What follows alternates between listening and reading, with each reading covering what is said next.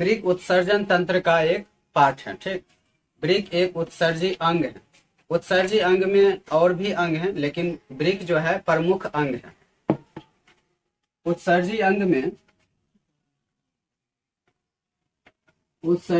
में त्वचा भी आता है। त्वचा से पसीना निकलता है ना, ये भी उत्सर्जी अंग है। फेफड़ा भी क्या है? उत्सर्जी अंग है। फेफड़ा से कौन सा पदार्थ निकलता है उत्सर्जन के रूप में? CO2। क्या निकलता है? CO2 गैस निकलता है। उसी तरह वृक्क और भी उत्सर्जी अंग है। शरीर में ढेर सारा व्यर्थ पदार्थ निकलता है जो कि विषैला होता है। सबसे विषैला पदार्थ कौन सा है? अमोनिया। सबसे विषैला पदार्थ अमोनिया है जो शरीर में बनता है। अमोनिया के अलावे नाइट्रोजन, अमोनिया के अलावे नाइट्रोजन, यूरिया, यूरिक अम्ल, ये सब क्या है? विषैला पदार्थ है जो कि शरीर में खाना खाने के बाद बनता है। ठीक, खाना खाने के बाद ढेर सारा विषैला पदार्थ बनता है। उस विषैला पदार्थ में क्या क्या है? अमोनिया है, यूरिक अम्ल है, यूरिया है, नाइट्रोजन है, ये सब है। तो किडनी एक मुख्य उत्सर्जी अंग है। इसमें दो प्रकार के शिराएं पाई जाती है, जिसमें धमनी और शिरा होता है। तो किडनी वाले धमनी और रेनल के नाम से जानते हैं। किसके नाम से? रेनल हाइलम होता है प्रवेश द्वार, इसी से ना प्रवेश करेगा। जो रक्त है यानी रुधिर है, रक्त को क्या कहते हैं? रुधिर कहते हैं। जो रक्त प्रवेश करेगा, ऊपर देखो, अभी समझना है। ठीक, तो शरीर में हम जानते हैं कि शुद्ध रक्त को कौन ले जाता है? धमनी। अशुद्ध रक्त को शिरा ढोता है, फिर फेफड़ा तक पहुंचाता है। तो धमनी के द्वारा रक्त आ रहा है। ये एरो क्या बता रहा है? कि रक्त आ रहा है। और ये शिरा, ये जो है एरो, वो क्या बता रहा है? कि रक्त जा रहा है। ठीक, तो शरीर से रक्त को लाया, तो रक्त में ढेर सारा कण भी है, जो कि मोटा मोटा कण है। मोटा मोटा कण है, और उसमें ढेर सारे पोषक तत्व हैं। विटामिन, प्रोटीन, कैल्शियम, खनिज लवण, उसके साथ जल, सारा चीज है ना। तो रक्त में मिला हुआ है। तो रक्त में जो मिला हुआ है वो आया कहाँ? किडनी में। अब किडनी का काम है रक्त को छानना, ठीक, रक्त को शुद्ध करना। दो बात यहाँ पर आता है कि रक्त को शुद्ध कौन करता है? फेफड़ा। ठीक, रक्त को शुद्ध कौन करता है? फेफड़ा। रक्त को शुद्ध करने का मतलब है कि उसमें ऑक्सीजन मिला देना। रक्त को शुद्ध करने का मतलब है कि उसमें ऑक्सीजन मिला देना। और रक्त को छानने का मतलब है कि उसमें जो मोटा मोटा कण है, उस मोटे कण को क्या करना? अलग कर देना। और रक्त को, जो उसमें जो गंदगी है, उसको, गंदगी को साफ करना। भी नाम है। वृक्क को वृक्क कहते हैं, या फिर गुर्दा कहते हैं, या इंग्लिश में किडनी कहते हैं। एक वृक्क नीचे रहता है और एक वृक्क ऊपर रहता है, दाहिना साइड का। जैसे अगर हम इधर खड़ा हो जाए, इस साइड का जो है दाहिना तरफ का जो किडनी है, वो थोड़ा कहाँ रहता है? नीचे। और बायां टाइप वाला, बायां साइड वाला कहाँ रहता है? ऊपर। तो नीचे ऊपर का क्या कारण है? इसके ऊपर यकृत पाया जाता है, जिसको लीवर कहते हैं। ठीक, लीवर की वजह से ही ये थोड़ा कहाँ आ जाता है? नीचे आ जाता है, और ये ऊपर। मूत्र वाहिनी इसको कहें। तो मूत्र वाहिनी कहेंगे, इसको मूत्राशय कहेंगे। तो किडनी का मेन कार्य ये पेशाब बनाना है। क्या बनाना है? हाँ, पेशाब बनाना है। ये पेशाब इस किडनी से होते हुए यहाँ आ जाता है, ठीक, ब्लैडर में, मूत्राशय में आ जाता है, और उसके बाद मूत्र मार्ग से होके निकल जाता है। तो किडनी को हम मुख्य उत्सर्जी अंग कहते हैं। यह रक्त को छानता है, यानी रक्त को शुद्ध करता है। ये बात अलग है कि अगर पूछ दे कि रक्त को शुद्ध कौन करता है, तो आंसर क्या बोलेंगे? फेफड़ा। रक्त को शुद्ध कौन करता है? फेफड़ा, क्योंकि वही उसमें ऑक्सीजन को मिला देता है। रक्त को छानता कौन है? तो किडनी। क्या आदमी में दो किडनी रहेगा तभी आदमी जिंदा रहेगा, कि एक एक किडनी अगर हट भी जाए, निकाल भी दे, या खराब हो जाए, क्या आदमी जिंदा रह सकता है? रह सकता है। जैसे दो किडनी काम करता है शरीर में, उसी तरह एक किडनी भी उसी तरह उतना ही काम करेगा। दो किडनी वाला आदमी जितना दौड़ सकता है, काम कर सकता है, वजन उठा सकता है, उतना ही काम एक किडनी वाला भी कर सकता है। कोई फर्क नहीं पड़ता। हाँ, दोनों किडनी खराब हो जाए तब व्यक्ति मर जाएगा। और अगर मान ले कि परिवार में सदस्य हैं और किसी का एक किडनी खराब हो गया, तो दूसरे सदस्य की किडनी उसमें लगाया जा सकता है। ठीक, उसका किडनी लेकर हम उसमें लगा देंगे। और अगर दोनों किडनी खराब हो जाए तब न लगाना है। एक किडनी खराब हो गया, एक किडनी सही है, तो एक किडनी हटा देगा डॉक्टर, कोई दिक्कत नहीं होने वाला। दोनों किडनी खराब हो जाता है तब किसी से एक किडनी लिया जाता है। मान लो कि परिवार के सदस्य कोई देने के लिए तैयार नहीं हो, क्योंकि शरीर का पार्ट है ना, तो कोई देने के लिए तैयार, तो ये रक्त को छानता है, पेशाब का निर्माण करता है, पीएच मान को नियंत्रित रखता है। पीएच मान मतलब बोले तो अम्ल और भस्म, ठीक, अम्ल और क्षार या अम्ल और भस्म को नियंत्रित रखता है, पीएच लेवल को। पीएच लेवल गड़बड़ा जाएगा तो फिर दिक्कत हो जाएगा। अम्ल और भस्म में क्या रखता है, नियंत्रित रखता है। और ये जहर को निष्क्रिय कर देता है। कोई व्यक्ति जहर खा लिया तो ये कैसे पता चलेगा कि वह जहर खाया है? वो लीवर से पता चलेगा या किडनी से पता चलेगा? कोई व्यक्ति जहर खा लेता है ना, तो उसका पता चलता है लीवर से। किससे पता चलता है? लीवर से, यकृत से पता चलता है, क्योंकि किडनी तो उसको निष्क्रिय कर देता है ना, जहर का असर खत्म कर देता है। किडनी जहर के असर को क्या कर देता है, खत्म कर देता है। तो जहर कोई व्यक्ति खाया, किससे पता चलेगा? लीवर से पता चलेगा, किडनी से नहीं। अगर कोई व्यक्ति शराब पी रहा है, शराब भी पहले डैमेज किसको करेगा? यकृत को, लीवर को डैमेज करेगा। कोई पूछ दे कि शराब पीने से कौन सा अंग प्रभावित होता है, तो लीवर, यकृत प्रभावित होता है, किडनी नहीं बोलना। कोई बोल देता है पेट खराब होता है, पेट नहीं खराब होता है, ठीक। कौन सा खराब हो जाएगा? यकृत। यकृत अपना काम करना बंद कर देगा तो जहर बनने लगेगा, पित्ताशय, पित्त होता है ना, जहर बनने लगेगा और व्यक्ति मर जाएगा।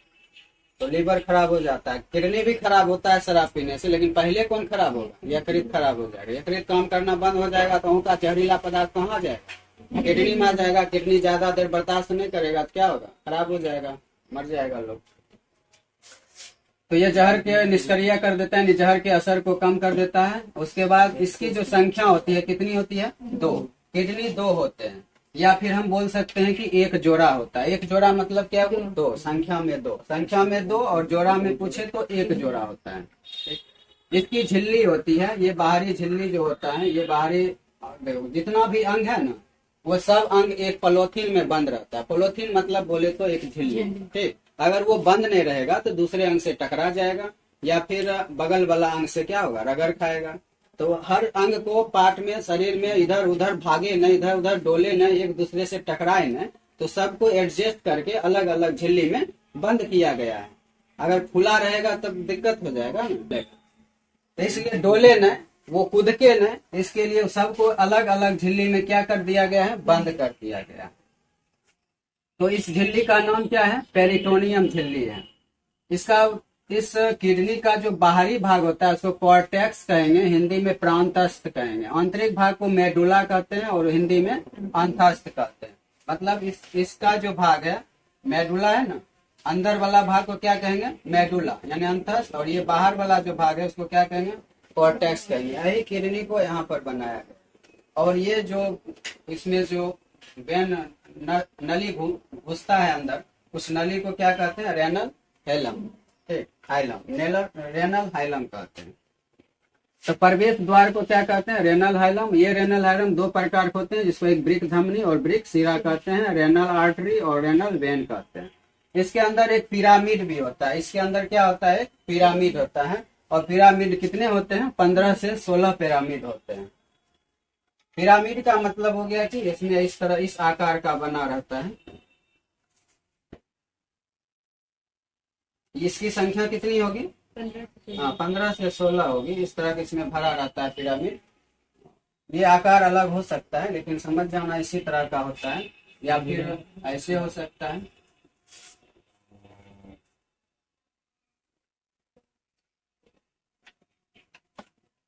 इस टाइप का रहता है। तो इसको पिरामिड कहते हैं। बाहर वाले भाग को क्या कहेंगे? कॉर्टेक्स कहेंगे। और अंदर वाले भाग को मेडुला कहते हैं। मेडुला के अंदर क्या रहता है? पिरामिड रहता है, जो कि जिसकी संख्या 15 से 16 होती है। आगे समझो। तंतु, इस पिरामिड के अंदर ध्यान देना है, जो मेडुला है उसके अंदर क्या है? पिरामिड भरा हुआ है। यानी 15 से 16 पिरामिड होता है। इसके अंदर तंतु होते हैं, जो कि अति सूक्ष्म होते हैं, खुली आंख से दिखाई देने वाला नहीं है। सूक्ष्म होते हैं, लंबी कुंडलित होती है, नलिकाएं के रूप में होती है, जिसे हम नेफ्रॉन कहते हैं या फिर वृक्काणु कहते हैं। कोई भी चीज डायरेक्ट नहीं बन जाता, उसका एक इकाई होता है। ठीक, संरचना घुमा हुआ, एक कुंडलित संरचना होता है, घुमा हुआ संरचना रहता है, लंबा रहता है, जिसे नेफ्रॉन या वृक्काणु कहते हैं। दोनों नाम याद रखना, वृक्काणु या फिर नेफ्रॉन। परीक्षा में पूछ देगा कि वृक्काणु का सचित्र वर्णन करें। ठीक, तो कंफ्यूज नहीं होना, वृक्काणु मतलब नेफ्रॉन। ठीक, ये किडनी का ही भाग है नेफ्रॉन। नेफ्रॉन की संख्या 10 लाख होती है। नेफ्रॉन की संख्या 10 लाख होती है और नेफ्रॉन से ही बना है क्या चीज, किडनी। तो किडनी की संरचनात्मक और क्रियात्मक इकाई क्या कहलाती है, नेफ्रॉन कहलाती है। किडनी की संरचनात्मक और क्रियात्मक इकाई जो है नेफ्रॉन, क्योंकि ये नेफ्रॉन से बना है। और पूछ दे मस्तिष्क की क्रियात्मक और संरचनात्मक इकाई क्या कहलाती है, न्यूरॉन। मस्तिष्क जो बना है वो न्यूरॉन से बना है और न्यूरॉन अरबों होता है। ये तो 10 लाख है ना, न्यूरॉन अरबों में होता है, इतना सूक्ष्म होता है। इसीलिए मस्तिष्क सर्जरी जल्दी नहीं होता ही नहीं, मस्तिष्क सर्जरी होता ही नहीं, क्योंकि उसमें सेंट्रोसोम नहीं पाया जाता, यानी कोशिका विभाजन करता नहीं है। कोशिका विभाजन नहीं होगा तो फिर वो ऑपरेशन जो करेगा वो सही नहीं होगा। मस्तिष्क के बाहरी हिस्सा का सर्जरी हो सकता है, आंतरिक हिस्सा का सर्जरी नहीं होगा। अमोनिया क्या होता है, ठीक, हमारे शरीर में जब हम खाना खाते हैं तो क्या बनता है, अमोनिया बनता है। अमोनिया एक विषैला पदार्थ है, बहुत ही ज्यादा विषैला पदार्थ है। अमोनिया जहर का काम करता है, विष है। ये क्या है, विषैला है। अमोनिया जब बन जाता है शरीर में खाना खाने के बाद, वो लीवर में जाता है। कहाँ जाता है, लीवर में। लीवर उसको कन्वर्ट कर देता है यूरिया में। किसमें बदल देगा, यूरिया में बदल देगा। लीवर अमोनिया को किसमें बदल देगा, यूरिया में। यूरिया भी खतरनाक है लेकिन उससे कम खतरनाक है, यानी अमोनिया से कम विष इसमें होता है, कम खतरनाक है। ये जब यूरिया में बदल देता है तो यही यूरिया पानी के साथ कहाँ चला जाता है, किडनी में, और किडनी से होते हुए कहाँ चला जाता है, पाइप मूत्र वाहिनी के रास्ते से होते हुए मूत्राशय में आ जाता है, जिसको हम क्या कहते हैं, पेशाब। तो पेशाब में मुख्य रूप से कौन सा रहता है यौगिक, यूरिया रहता है। मेन रूप से कौन यौगिक रहता है, यूरिया रहता है पेशाब में। अगर पेशाब को ज्यादा देर रोक लिया जाए तो वो फिर किसमें परिवर्तित हो जाएगा, फिर से अमोनिया बन जाएगा और वो फिर जहर का काम करेगा। 3 से 4 घंटा बाद यूरिया फिर से किसमें कन्वर्ट हो जाता है, अमोनिया में। ठीक, इसलिए पेशाब को ज्यादा देर रोकना नहीं चाहिए। आकार और रंग देख लेते हैं। इसका जो आकार होगा किडनी का वो कैसा होगा, सेम या काजू की तरह होगा। इसकी लंबाई कितनी होती है, 10 सेंटीमीटर। स्केल देखते हैं, स्केल कितना का होता है, 15 सेंटीमीटर, उससे थोड़ा सा छोटा, 5 सेंटीमीटर छोटा। तो लंबाई 10 सेंटीमीटर, चौड़ाई 5 से 6 सेंटीमीटर और मोटाई इतना होता है। चौड़ाई, मोटाई, लंबाई ये सब नहीं पूछा जाता परीक्षा में। इसका रंग भूरा रंग, लाल रंग का होता है, ये भी नहीं पूछा जाता। ये सब जानकारी के लिए है, ये सब पूछा नहीं जाता है। पूछने वाला ये टर्म है, ये ऑब्जेक्टिव में पूछा जा सकता है। चलिए देखिए, ये नेफ्रॉन है। नेफ्रॉन का पहला भाग ग्लोमेरुलस है। ग्लोमेरुलस का मेन काम क्या है, अल्ट्रा फिल्ट्रेशन करना है। ये यूरिया, यूरिक अम्ल, जल, ग्लूकोज और लवण, प्रोटीन को क्या कर देता है, छान देता है। ये सब को छान लेता है, जो शुद्ध है उसको भी और जो अशुद्ध है उसको भी, मोटा कण और गंदगी सबको क्या करता है, छान देता है, अल्ट्रा फिल्ट्रेशन कर देता है। जितना करना चाहिए ना उससे ज्यादा ही कर देता है, गड़बड़ कर देता है ना। जो अच्छा पदार्थ है उसको भी फिल्टर कर देता है। रक्त के कणों को छानता है, शुद्ध रक्त को भी वापस कर देता है। शुद्ध रक्त को वापस कर देता है, यानी गंदगी छान के और शुद्ध रक्त को वापस। शुद्ध मतलब क्या, जो गंदगी है उसको रख लिया, ऑक्सीजन से यहाँ कोई लेना देना नहीं। शुद्ध रक्त मतलब रक्त में स्थित गंदगी जो बेकार पर, ये सब गंदगी है ना, ये सब क्या है, गंदगी है। शुद्ध रक्त को फिर वापस गंदगी के साथ कुछ पोषक तत्व को भी की करता है, छान लेता है। और ये यूरिया कहाँ से आया है, यूरिया आया है यकृत से। यकृत में अमोनिया किसमें बदल गया, यूरिया में। यूरिया ही यहाँ पर आया है, इसको छान देता है कौन, ग्लोमेरुलस छान। आगे ये प्रक्रिया फिर कहाँ चला जाता है, बोमेन संपुट में। ये जो अच्छे पदार्थ को भी छान दिया था वो उसको ये क्या कर लेगा, पुनः अवशोषित कर लेगा और रक्त में फिर से मिला देगा, पुनः अवशोषित करके। तो पुनः अवशोषण का काम कौन करता है, बोमेन संपुट करता है। तो पुनः अवशोषित करके फिर से मिला देता है। यूरिया को ये अलग कर देता है और ये जो प्रक्रिया है उसी को क्या कहते हैं, डायलिसिस कहते हैं, अपोहन कहते हैं। ये प्रक्रिया ही, ये सारा रक्त को छानना फिर उसको अच्छे पोषक तत्व को रक्त में मिलाना, ये सारा प्रक्रिया क्या कहलाता है? डायलिसिस प्रक्रम कहलाता है। नेफ्रॉन का क्या काम है? पेशाब का निर्माण करना। ये ग्लोमेरुलस हो गया, ये रक्त वाहिनियां होता है, ये रक्त कोशिका होता है। और ये नीचे वाला पार्ट हो गया बोमेन संपुट, ये हो गया कुंडलित, एक प्रकार का नल है, नस है।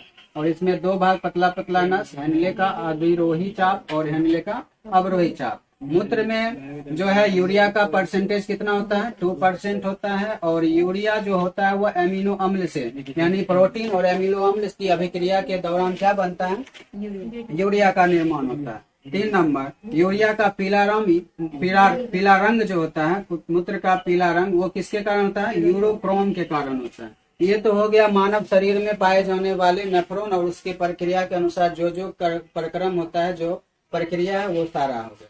पौधे भी अपना उत्सर्जी पदार्थ छोड़ते हैं। जैसे हम लोग शरीर में व्यास पदार्थ, जैसे पसीना हो गया और जितना भी अंदर में विषैला पदार्थ है, उसको किसी न किसी अंग से बाहर निकालते हैं। फेफड़ा से कार्बन डाइऑक्साइड निकल गया, त्वचा से पसीना निकला, और ये वृक्क से क्या निकल गया? पेशाब बना और पेशाब बाहर निकल गया। तो इसी तरह पेड़ पौधे में भी कुछ क्या होते हैं? उत्सर्जी पदार्थ होते हैं। जो उपयोगी पदार्थ होते हैं, टैनिन, गोंद और रेजिन, ये पौधों से निकलता है। पौधों में पाए जाने वाले ये क्या है? उत्सर्जी पदार्थ है। देखो, जो अंग विषैले चीजों को बाहर निकालता है, वो अंग क्या कहलाता है? उत्सर्जी अंग कहलाता है। वो क्या अंग कहलाएगा? उत्सर्जी अंग। और उत्सर्जी अंग एक ही नहीं है। उत्सर्जी अंग शरीर में क्या है? 5 है, अनेक नहीं है, 5 है। उत्सर्जी अंग शरीर में कितने हैं? 5 हैं। और वो पांचों क्या कहलाएगा? उत्सर्जन तंत्र कहलाएगा। वो सब मिला के क्या कहलाता है? उत्सर्जन तंत्र कहलाएगा। तो उत्सर्जन तंत्र के वृक्क जो है, उत्सर्जन तंत्र का ही ये क्या है? भाग है। तो जो अंग विषैले चीजों को बाहर निकालता है, क्या कहलाएगा? उत्सर्जी अंग कहलाएगा। और जो बाहर निकल गया, शरीर के बाहर निकल गया, वो उत्सर्जी पदार्थ कहलाएगा। वो क्या कहलाएगा? उत्सर्जी पदार्थ। तो पेड़ पौधे में पाए जाने वाला जो पदार्थ होता है, वो उत्सर्जी पदार्थ, वो क्या होता है? टैनिन, गोंद, रेजिन या लासा या दूधिया तरल। किसी पेड़ पौधा को अगर हम काटते हैं ना, तो उससे दूध जैसा निकलता है। जैसे पीपल, बरगद का पत्ता अगर तोड़ेंगे तो उससे दूध निकलता है। वो क्या है? उत्सर्जी पदार्थ है। किसी के टहनी पर या फिर तना में अगर मारते हैं किसी कुल्हाड़ी या कुछ से, तो दूध गिरने लगता है। जैसे कटहल के पेड़ में अगर मारेंगे कुल्हाड़ी से या किसी चीज से, तो उजला दूधिया कलर का निकलने लगता है। वो सब क्या है? उत्सर्जी पदार्थ है। बबूल में गोंद पाया जाता है और चीड़ में रेजिन पाया जाता है। रेजिन से क्या क्या बनता है? रेजिन से गोंद भी बनता है। और क्या बनता है? रेजिन से गोंद बनता है, सुगंधित अगरबत्ती बनता है, वार्निश बनता है। वार्निश हो गया जैसे मेज, कुर्सी, पलंग को रंगने के यूज में आता है। तो ये हो गया पेड़ पौधा का क्या चीज? उत्सर्जी पदार्थ। और ये सारा देख लिए किसका? मानव शरीर का उत्सर्जी पदार्थ और उत्सर्जी अंग।